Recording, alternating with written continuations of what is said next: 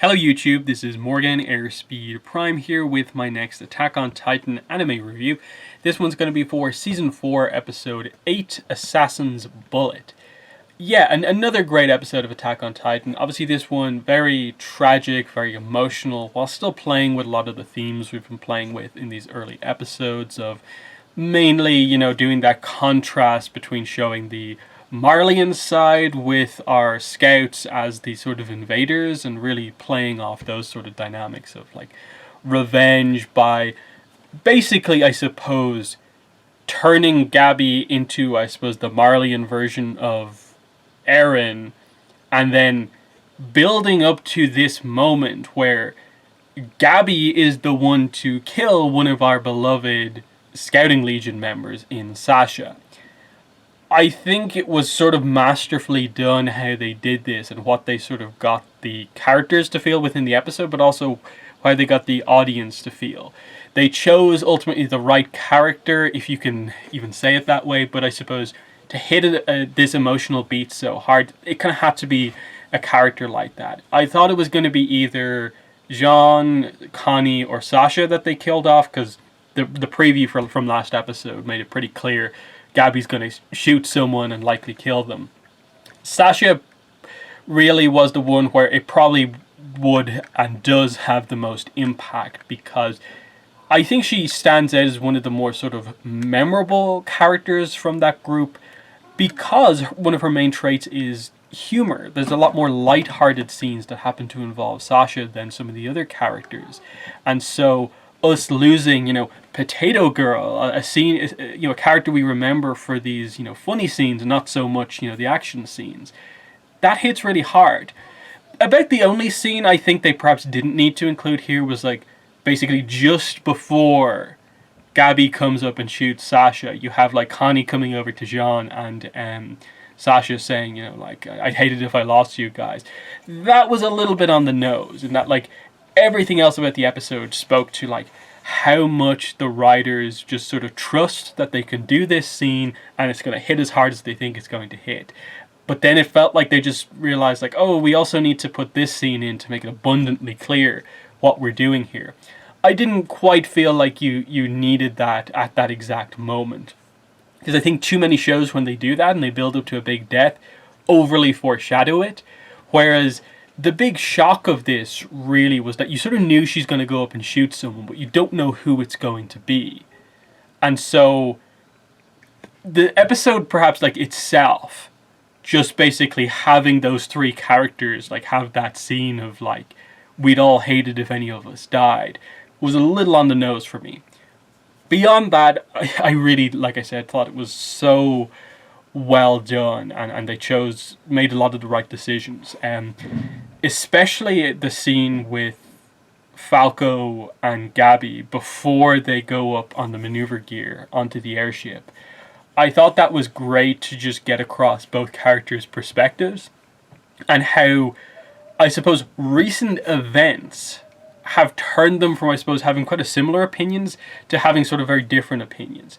Because Falco was in the scene with Reiner and Eren, he more gets why the people from Paradis Island are doing what they're doing, and understands that it's revenge. This is a more or less meant to be a direct response, a direct counterpart to the Marleyan attack on the walls that basically started off the entire series, and he gets that. That's why, they would be here. That's why they're doing what they're doing. Because he says that sort of in response to Gabi kind of being like, I don't understand why they are doing this, why they would do this. As if like, really, Gabi? You don't get why the people of Paradis, who are called devils and are hated so much by the rest of the world, would like defend themselves or strike back? Again, it's a bit muddled by the fact that Tiber said what he said, and basically made it out that all people from Paradis want the rumbling to happen. Whereas I think it perhaps is more maybe just Eren and Zeke maybe want it to happen.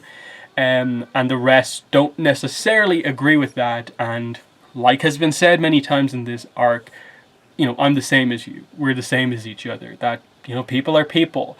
The main problem that sort of needs to be fixed in the series is this hatred that the world has for Eldians just for being Eldians. Now, admittedly, like I've said before, I think probably the root cause of this is just because Eldians can't turn into Titans, and that probably the solution is to find some way to stop that, which is going to require exploring quite heavily the origin of Titans and why it happened in the first place and if there's a way to get rid of it. But beyond that, right now, none of the characters have any solution on how to get rid of that hatred, so this war just happens of like attack, counterattack, revenge, defend ourselves, that sort of thing. And yeah, it's interesting because I think Gabby is overall a likable character. They did good work with her in the early episodes, and even in recent episodes, just showing you characters important to her dying around her, why you would be behind her anger and rage, and why, in fact, she would actually potentially target Sasha, because Sasha was the sniper who killed the two Marleyan guards who were kind of nice to her. There's reasoning behind all of it, but you also don't quite agree with a lot of what she says, because you do view her as being this sort of character who has bought a little bit too hard into the Marleyan, becoming an honorary Marleyan and what that does for you or what it doesn't do for you, and that we basically know it's not as big of a deal as they think it is, and it's more of just them being like, your bloodline is terrible, you can become somewhat okay if you do all this stuff for us. And she's completely bought into that and kind of feels like, okay, this is her home. It's her making the best out of this situation by trying to find people around her that she likes and, like the place that she lives. That's great. But to go as far as to just really, plant her head in the sand on the Paradis Island people are, devils. And I like that contrast of just, Falco gets it, she doesn't yet. And he goes up with her to protect her because she's going to get herself killed if she, kills multiple scouts up there. And I think he saves her from being killed by, blocking her from doing that second shot, which nearly kills Jean. If I think multiple characters had died, I think, Floch probably would have maybe thrown the two of them out and killed them. So that was just, I think, a fantastic scene. And even just the complexity of, like, we get to that point where Falco explains, like, this is a counterattack, revenge for what they did. And her point is like, were you there? Like, did you see it? And he's like, no, I didn't see it. And then she says, I didn't see it either. And they just leave it like that. Like, there's no explanation on, like, what she specifically means by that. But it's meant to be this case of, like, because we weren't involved in that, it doesn't matter. So we only react to our own thing. That, like, basically, does it matter what we're responding to? We just need to get our revenge, was kind of that attitude that we had. In that, this is the Eren Gabby comparison, because that was Eren of just, like, mindless rage of, like, kill Titans, drive to do whatever he needs to do. And that was kind of her here, in that the idea of sneaking up onto the scout ship filled with scouts with one gun, hoping to somehow take full revenge, never going to happen. She was going to get herself killed. And if not for the devils of Paradis, obviously sparing her, being unwilling to kill kids, she would have been killed. And so straight away there's a kind of proof that, they are sort of the same. She's just met people who do have morals. And then they double down on sort of, really trying to, I suppose, change, Gabby's worldview by then revealing that, like, oh, Zeke, who you're, screaming about, your beloved Zeke, who you're loyal to, he's on our side now. Here he is. You thought he was dead? No, he's joined our side. And other people from the Marleyan side are also with us. It's real that the pilot, what's her name? Yelena, was the person with the fake beard who dropped Pieck and Porco down the hole. So that was a cool reveal to just go like, okay, this is confirmed now after all the teasing. Now what's the reasoning behind this? Because, like Levi working with the Beast Titan, you can tell he hates him. They both sort of hate each other. Because again, like, Zeke is responsible for killing, like, most of the Scout Legion we had in Season 3, including Erwin. What changed? Because, again, like, we had the situation where, like, in the flashback, didn't Zeke, basically tell on his parents to the Marleyans and side with them over the Restorationists? So he initially wasn't all Eldia is the best, but now he is.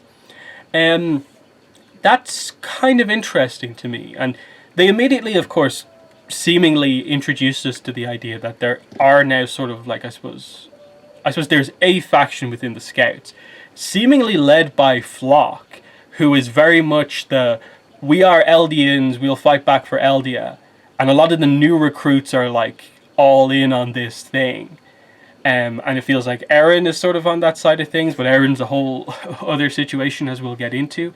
And just there was a lot of just intriguing notes going forward, in that now that the Scouts have basically Falco and Gabby captive, they're going to go back to Paradise Island, and they're going to get to see directly, like Reiner has, that the people there are normal. They have a military, but people are people. They live. They try to survive. They maybe will see some of they're still recovering in the walls from what has happened. That sort of things, and they'll gain that understanding of we are the same, and that's going to be interesting to see where they go from there, because I'm guessing there's going to be a Marley counterattack at some point.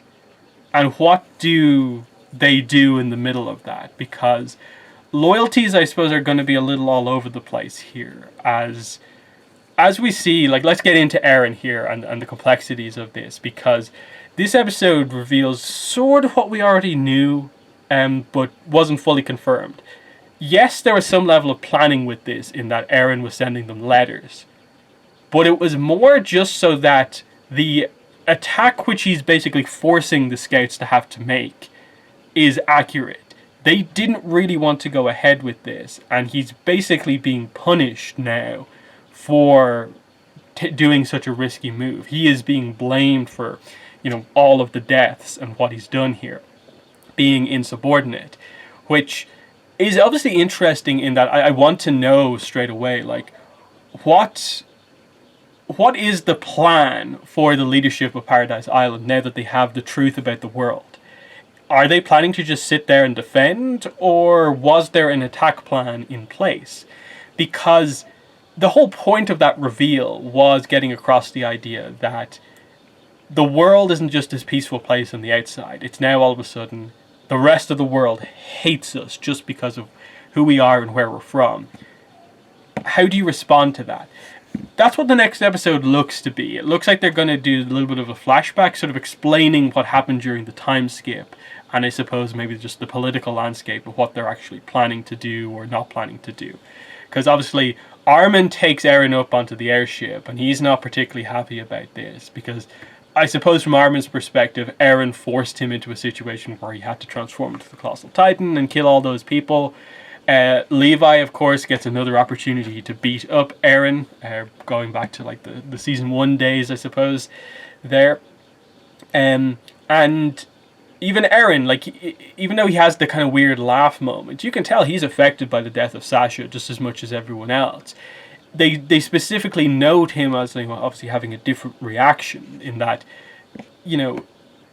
I suppose, the characters who have a different reaction are mainly it's the contrast between the characters who are from her class, basically, versus, say, her commanding officers. They're still upset about what's happened, but they're not crying next to her like, Armin, Mikasa, Connie, and so on are. He has a kind of weird sort of, like, laugh, cry, sad moment where he obviously asks about what her final words were, and of course it was about meat. And he's like, he laughs, but he's angry about it. And I think that just speaks to, I suppose, the situation that Eren is in that look that he had with Levi, when I suppose Levi was looking to see how Eren felt about what he just did, and Eren is just basically completely emotionless. That a lot of what's going on here is him just kind of realizing, resigning himself to the fact that this is what they have to do. And is there any other option than just, fighting? Is there and that's what was the plan? Was there another plan, or is Eren the only one to actually implement some sort of a plan? That's what a lot of the detail sort of needs to be. But yeah, John then directly saying that Sasha's dead because of you, and you look at him and he is affected by this, and it's like one of the first times since his reintroduction seeing some actual emotion from him, more like he was before. So it's just what is this going to do to him? Is this going to make him go further down the path that he's going on, realizing that they're killing my friends now, this is what we have to do, even if everyone else doesn't agree with it? Or is this going to prompt even more of a change? Because I think it's clear that the other characters' response to Eren is that they don't fully understand exactly why he's taken such a turn and his character has changed so dramatically. But I don't think they really can, purely because, of course, he can sort of see the he saw the memories and so on. He, more than anyone, directly knows about the situation that we have at hand and kind of what needs to happen. And there's probably some implication that he's seen even more visions that we don't know about that give him even further insight into potentially the future or the past, that make him even more resigned to what's going on in the world right now. Yeah, I suppose it'll be interesting to see what they do with Eren, in that is he just going to be put in prison because of what's happened here? I'm guessing that there's no way they can just be we have to let you away with it because of who you are. They probably do, for the sake of the security, doing the proper defense of Paradise Island from an incoming attack, have to just keep him out of it, but also keep him safe. Because obviously this episode, one thing it didn't really do was do anything with Eren having the Warhammer Titan. Now, they roughly explained why. I suppose we didn't really see any of that, which is because Eren pretty much only had enough energy left to punch out Reiner, which, there was a bit of a tease that was going to be another big Eren versus Reiner fight, but I think they just about got across the idea, was that Reiner, who already is sort of mentally destroyed, could just barely form his Titan, and that's why it looked so weird. So he could fight to defend, but that's all he had in him, was just to basically just take that shot from Eren, the last bit of energy Eren had, saving the Jaw Titan. And Eren realizes that Reiner's got a little bit of fight left, but Eren doesn't have enough to defend against that even. So he has to accept just the Warhammer Titan and go off. And I think that's why he didn't use the Warhammer either. So we'll have to wait to see the full extent of, can he use those abilities straight away or not. But yeah, that's the situation. So Marley still have the Jaw Titan, they still have the Armor Titan, but they still have the Cart Titan, but they have lost the Warhammer Titan in this, as well as the Beast Titan, because Zeke has defected, which, again, is that needs an explanation. You need to explain the Zeke thing, because he killed most of the scouts, and his whole backstory with betraying his parents. There needs to be an explanation about this. That, we were discussing for the whole season pretty much. Is Zeke going to betray? But not the why is he doing this now at this point.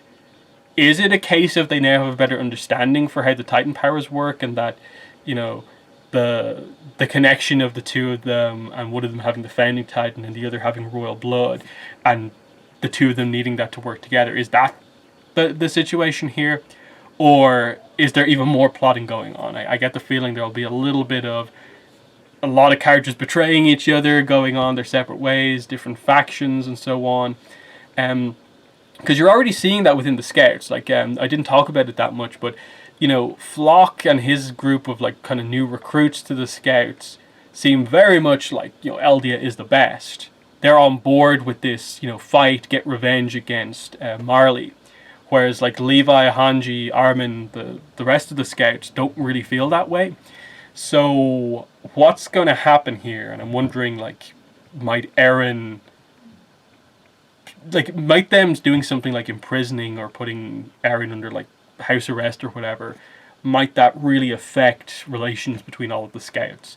That the death of Sasha becomes this like bigger thing overall, that for some characters it might be like, this is why we can't fight anymore because we'll lose more of our friends, versus the proof that like, no, Sasha's death means we have to fight even harder because look at what they did. And just like those different contrasting opinions. And that's what's great about this season, is making you think about all of these things and from multiple perspectives. Because, you know, like I was discussing a few episodes ago, like we still are missing out on the idea of like, wait, apparently based on the history, the attack of like Marley against the walls was a response more or less to what happened in the past, and just Eldia in general being this like threat to the world. Now, we probably really at this point badly need the full-on origin story of like Ymir and how she got the Titan powers, what happened, and the details surrounding the formation of the 9 Titans and what exactly happened there at that point, how Marley got power from there. We know bits and pieces of it at this point, most of it, but we're missing that really important early section now, which is we definitely need. What else is there to talk about? I think I covered most of it here. Just overall, I really like the character stuff done in this episode, in that Gabi, I think, is going to be so much more interesting now going forward. Seeing her react to being this sort of like almost like villain character to everyone she's around, because she's been captured because she killed someone on the ship that she's on. Falco didn't shoot anyone and in fact saved one of the characters, but was directly there when Eren did what he did. So Falco Eren's going to be an interesting situation. I suppose Gabi getting to interact with Eren 101 could be interesting. And then we're going back to Paradis, and I think most of the characters' like parents are still alive. So they seem to show like the funeral of Sasha. So I'm guessing we'll get to see her father and so on. So, you know, that could be crazy. Like